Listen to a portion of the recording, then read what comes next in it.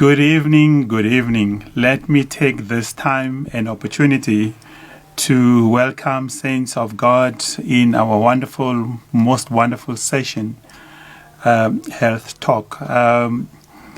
It is such an honor and a privilege, for most of us in the body of Christ, but particularly in Manor Tabernacle of Witness, to be given a platform such as this, where we are able to come and, reach out to families, to our brothers in the church, outside the church. And we cannot thank our pastors enough for enabling us, for giving us this platform, giving us these opportunities. These are rare opportunities. It's not given that, we would have these opportunities. We therefore, now and again, time, and time again, we keep coming and we keep saying, the same thing, that we don't take our parents for granted for allowing us this time and opportunity to come to your homes and, trusting us with your lives, to talk to you.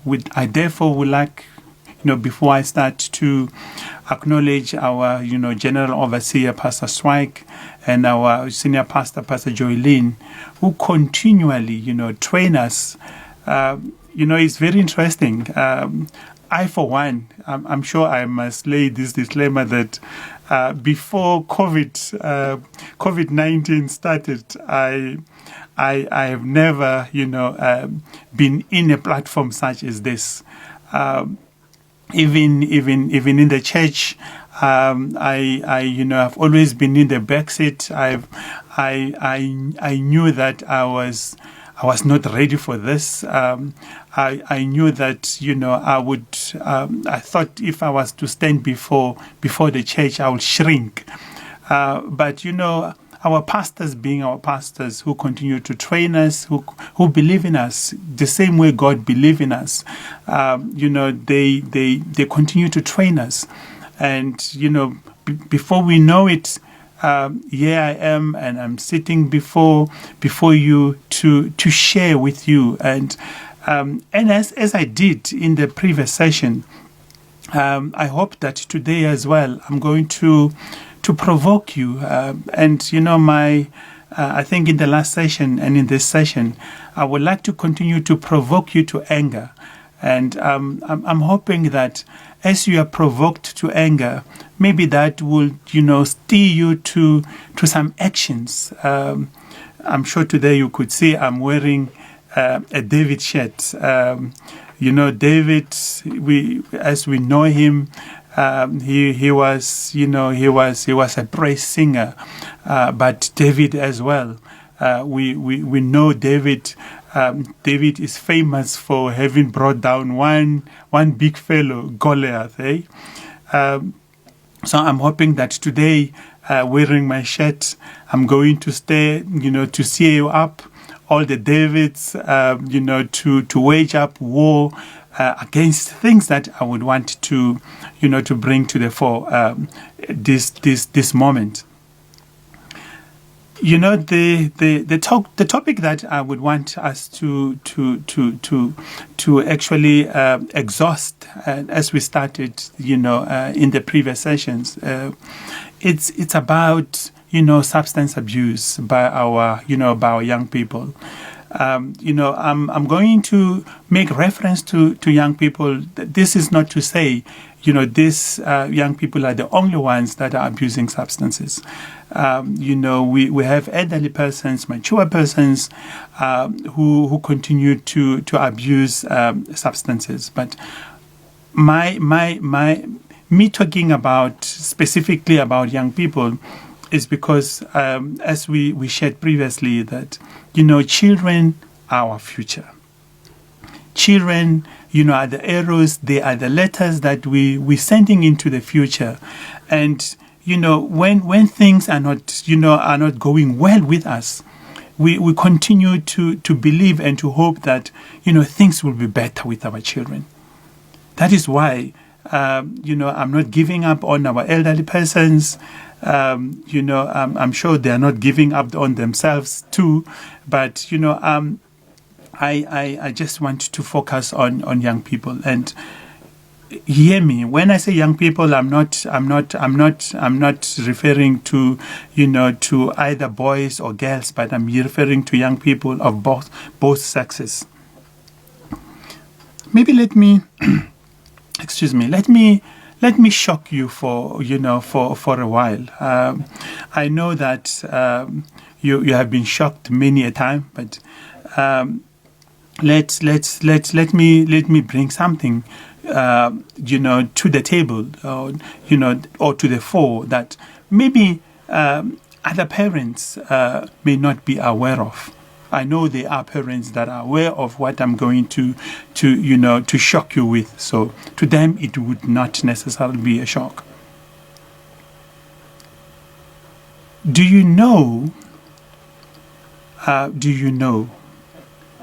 that in most of our cities, and and in most of the cities, and in most of the townships, there are houses, prominent houses, big houses which belong to prominent people. And let me tell you something that's happening in these houses. From Fridays, when you have a normal Friday, when things are going well, they are from Fridays to sometimes Sunday morning, or sometimes Monday morning. The houses where young people are being they are kind of they are lured into these houses.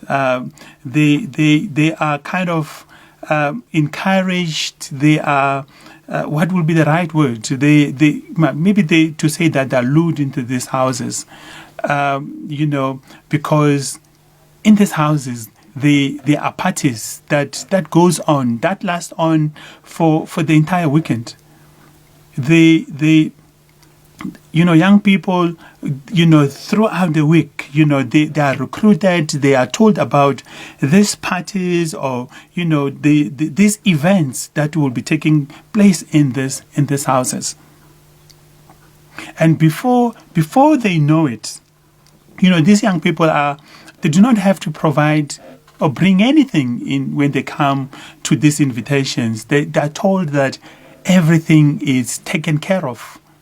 Everything mean everything. Have you ever been to, you're invited to a party where you are told everything is well taken care of? The only thing that you need to submit is yourself.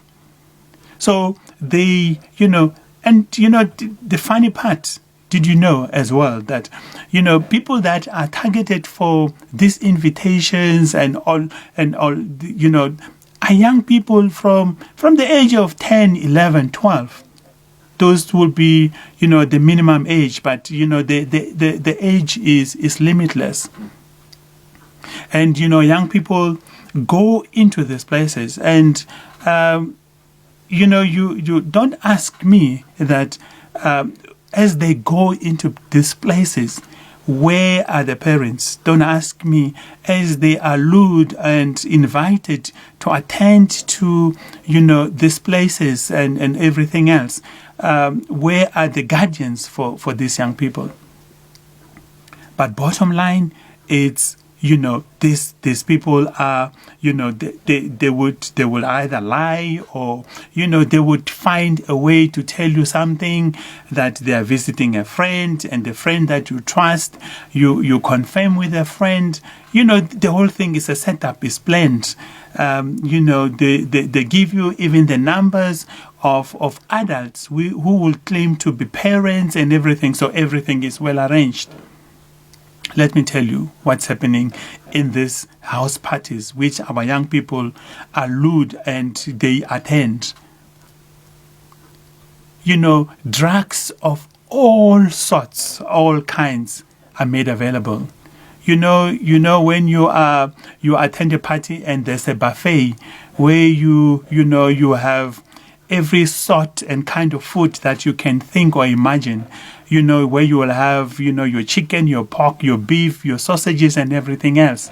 Let me tell you, these parties which young people are made to attend, substances of any sort and kind are made available. They can test just about anything that, they are introduced to all sorts of, of substances that you can imagine. If there is Mandrax as a substance, it will be available. If it is heroin, it will be available. If it's stick, it will be available. If it's dacha, it will be available. They can taste whatever it is they want until, they find something that are very comfortable with. If it's about alcohol, there will be different kind of, of alcohol beverages from, just your simple beer to wine to whiskey. All of these things are made available. Is this good news or bad news? You tell me. But it doesn't end there. These people will be in these houses, sometimes from a Friday until Monday morning. Let me tell you, these are boys and girls. And let me tell you, they are initiated. They're initiated into all sorts of things. You talk about sexual immorality, it's just nothing. Because of my profession, I get exposed to these things. And let me tell you, it's very scary. Because, a boy or a boy child, as young as 12, 13, is already introduced to, sexual immorality. They get exposed to all sorts of these things. They can see, older boys, older girls, engaging in all sorts of sexual immorality. They are introduced to it, and because of the substances that they would have taken, because of the drinks, all sorts of drinks that they would have been exposed to, they immediately fall into these things. And you sit and you sit here and wonder, where is the future if these sort of things are allowed to continue, these sort of things are allowed to happen. I said when I started that, I would want to provoke you, but and I wanted to introduce to you to that these things are happening. They're happening. When I first learned about it, I thought it's our city. If our city is like this, then it's terrible. Things cannot be allowed to happen this way. And I got not. It is not a revelation, but I was just told that.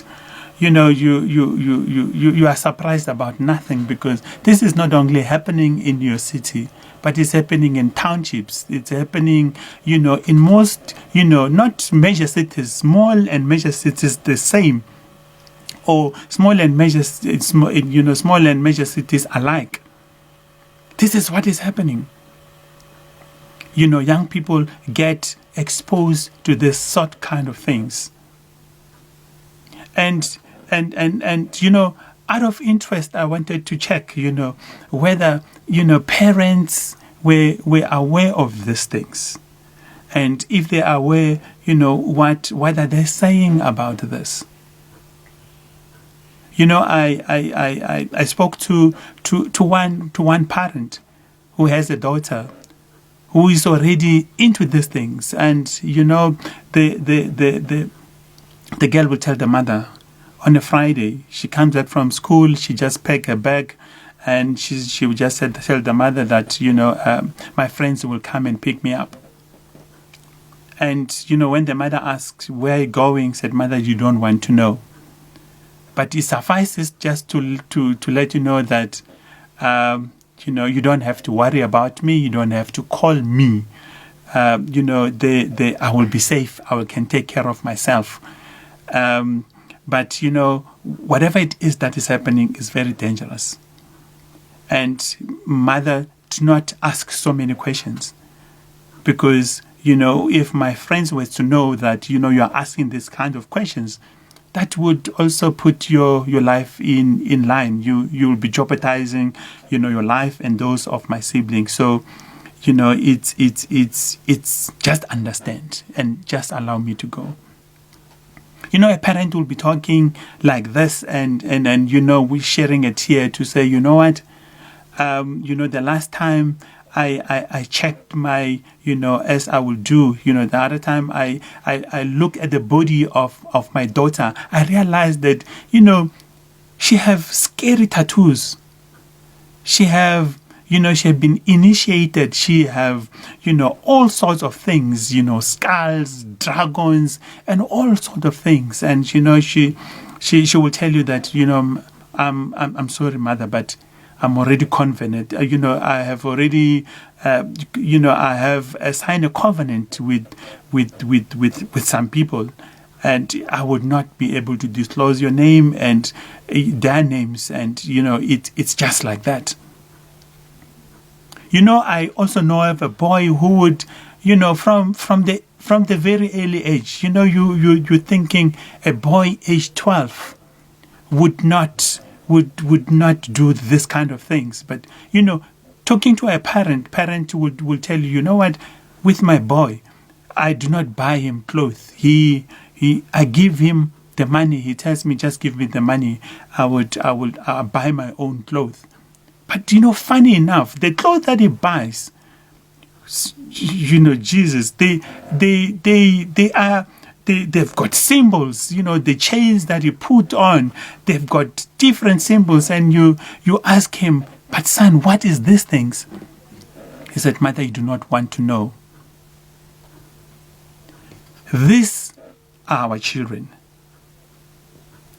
These are the things that, our children are exposed to. Most of our children, we know we are already covenanted to all sorts kind of things. Some of these things that our children are already into, are so dangerous. There's hardly a way out. They can't see themselves because, they are told not to tell a soul. The day that they're going to share and disclose of these things, they're going to die. Or these guys will kill them. And they know, because they know how dangerous these people are. They've got all sorts of weapons and this and that, so they know what they are, they're dealing with. They're already in. And they're told you are in and there's no out. But, the other thing that I wanted to, to bring to us as parents is it's this, that as a parent, sometimes you are very comfortable that your own is at home on a Friday and a Saturday and a Sunday. Your own, is not party to all these things. Your own, when he visit a friend, you deliver him or her in person at a friend's place, or when attending a birthday celebration, you ensure they will call you when they're finished to say, come and pick me, we're done. But what we do not know is that quite often we drop them, but we don't stick around with them. Sometimes we just drop them in a party and they're immediately shifted from the party that to another party. And they will be brought back to the party that for you to come and collect them. This is what is happening. And sometimes, we get comfortable that our own, are safe. They're attending church. They are here with us. We can see them. We can interact with them even when they're away. We can call them. It's like we have tagged them, so we know their movements. But have you ask yourself this question? When your children are out there at school, when they're out there watching, in a cinema, watching a movie and all that, whom are they interacting with? Who is out there? And the saying that unfortunately it's just how it is. That bad morals corrupt good ones. And do you know that, these ones, these children that, the dangerous ones, the ones that are already into things, they've got good sponsors. They have fancy stuff. They have fancy phones, fancy clothes, fancy everything. And you know what? Our own are not immune from, desiring these things, are not immune from, being enticed by these people. Said, my friend, you have a beautiful phone. Where did you get it? Says, you know what? If you want it, if you want a lifestyle, if you want to have nice things like me, if you want to have good life like me, because what they display, it looks good. Unfortunately, it matters not.